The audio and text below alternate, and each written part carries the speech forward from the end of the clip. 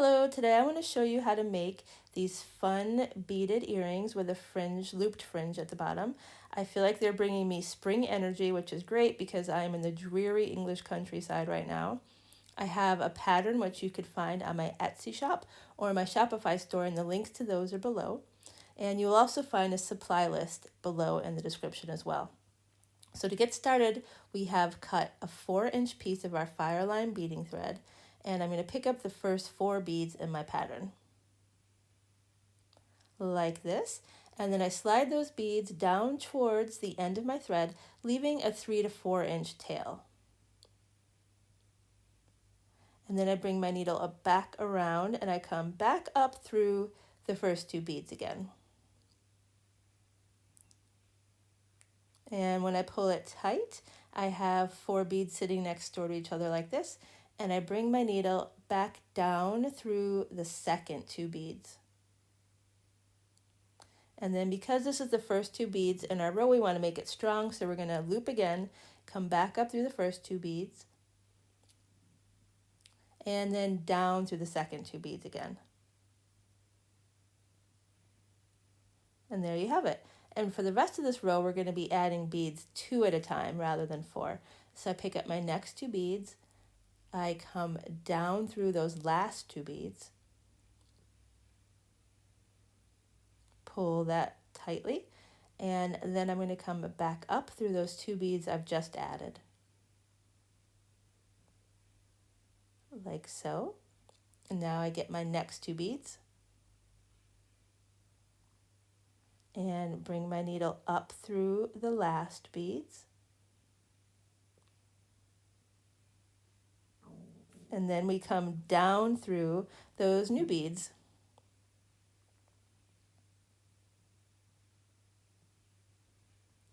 There we go. And we're starting to have a little ladder stitch. So now we pick up our next 2 beads and we do the same thing. And you're just going to continue to build your row like this until you get to the end of it. There are, I believe, 17 beads in this first row. And when you get to the end of that row, meet me back here and I will show you how to begin your row of brick stitch. Okay, see you in a bit. Okay, so here we are having finished our row of ladder stitch. We're going to pick up the first 4 beads in the next row of our pattern, and then we're going to take our needle and slide it underneath the second thread bridge from the outside of our row of ladder stitch, just like so. Pull that through, and then we need to get these beads to sit straight, so we come back up through the second 2 beads. Try to hold on to it. And then we come down through the first 2 beads. And then finally, we're going to come back up through the second 2 beads again. And this will get those 4 beads sitting next door to each other like a little set of bricks, hence the name brick stitch. Okay, so that we've begun our brick stitch, and we pick up 2 beads at a time now for the rest of the row. So we pick up the next 2 beads in the pattern, slide our needle underneath the next thread bridge, and then we come straight back up through those 2 beads.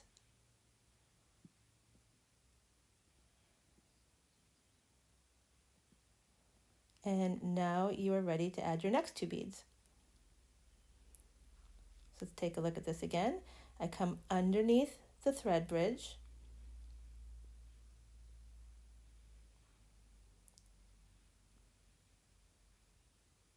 pull that all the way through, and then back up through those 2 beads.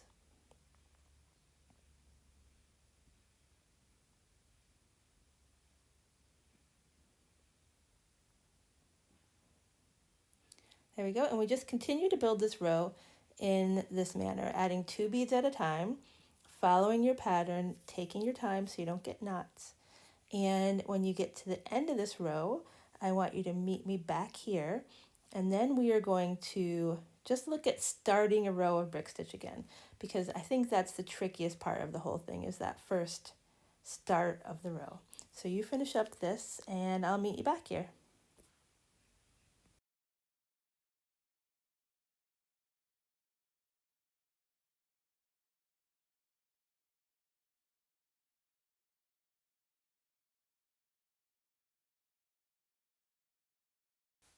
Okay, so here we are ready to add our third row. And I just want to show you one more time how to begin a row of brick stitch because it can be kind of tricky. So you pick up 4 beads, slide your needle underneath the second thread bridge, bring your needle back up through the second 2 beads, and then bring your needle down through the first 2 beads, and then finally back up through the second 2 beads again.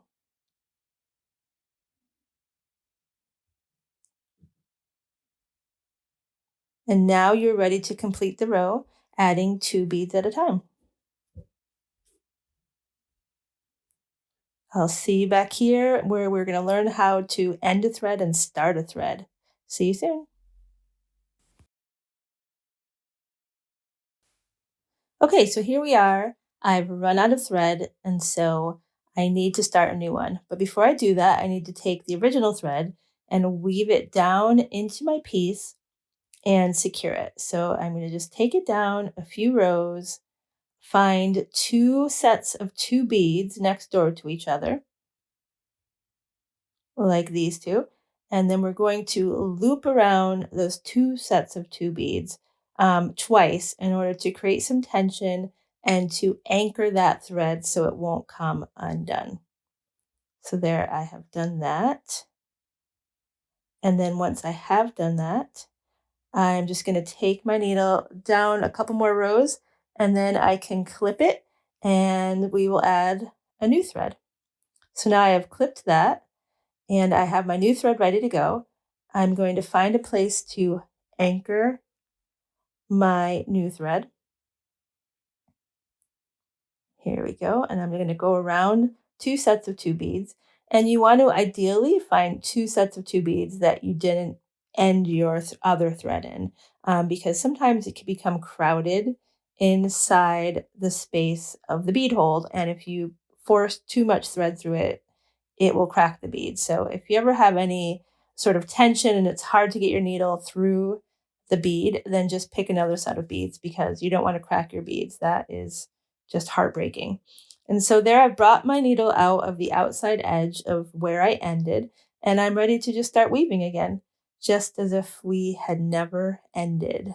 Okay, see you in a second. All right, so we have finished our triangle of brick stitch, and I have my thread coming out of the top, and it's time to add a wire guard. So I pick up my wire guard, bring my needle through the little hole at the bottom of it, slide that down to my beadwork, and then I'm going to bring my needle through the hole on the other side of the wire guard, and then down through the 2 outside beads there. And then I want to repeat this process, loop back through. So in order to do that, I'm going to come down a row of beads so that I could come back up and exit through the outside edge of the wire guard. So I went down one, and now I'm going to come up the neighboring beads. And then finally out through those outside beads at the top where we started this, and back through the wire guard.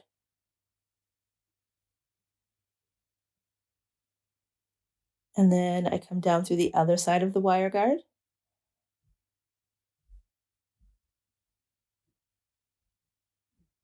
Don't be afraid to move your work around to get a good angle to do what you need to do.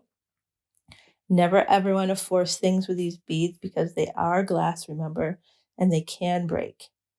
Okay, and then we come down through that bead. Now, I have enough thread left because I just started a new thread that I'm going to take my thread down to the bottom and I'm going to create my fringe. So I need to exit the outside edge of the row of ladder stitch. And here we are. And I'm going to now add the first row of fringe beads. And we're doing that. It's going to take a while. Here we go. They're all finished. And then I take my needle and come up through the opposite outside row of my ladder stitch, like this. And then you bring your needle down through the next 2 beads in the row of ladder stitch. And there you go. And then we add our next row of beads. Now, if you've seen some of my other videos, you may notice that I normally use a different thread for the fringe. For the looped fringe, I found that it isn't as necessary to use the nylon thread, which is more flowy.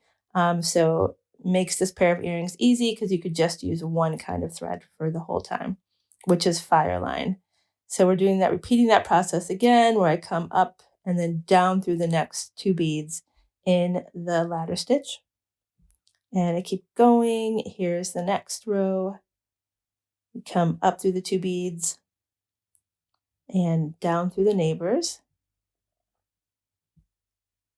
This is my favorite part because it just goes so quickly and you're just near the finish line. It's very exciting.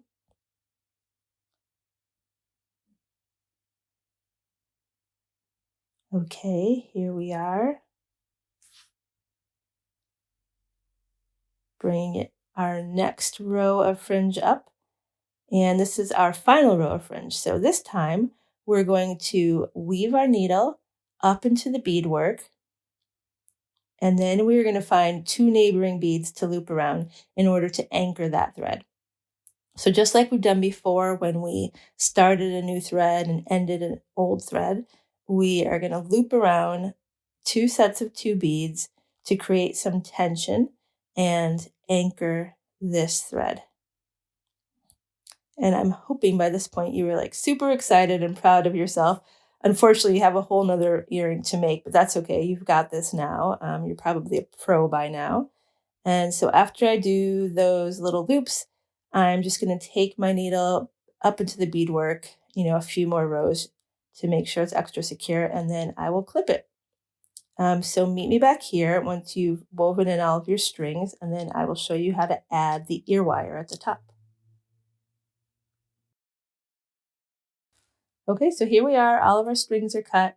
I have these little leverback ear wires, which I really like to use, and they have an open ring at the bottom. So I simply bend that horizontally open a little bit, and I put my earring on it, and then I just close it right back up.